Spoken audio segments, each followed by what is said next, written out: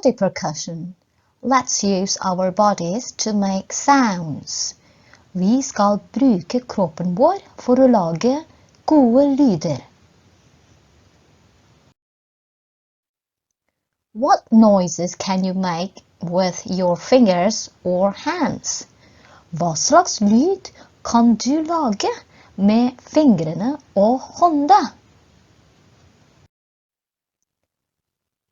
Can you clap, snap, click, and tap?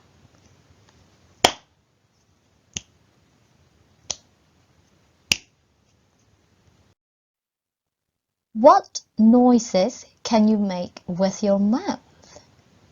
Hva slags lyd kan du lage med munnen din?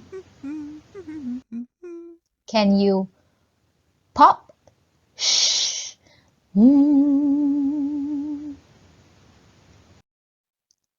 What sounds can you make with your feet?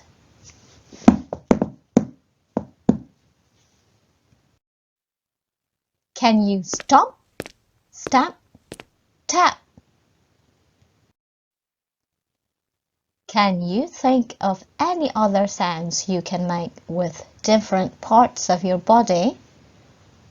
Kunne du tenke en annen måte du kan lage forskjellige lyder ved bruk av kroppen din? Ha det!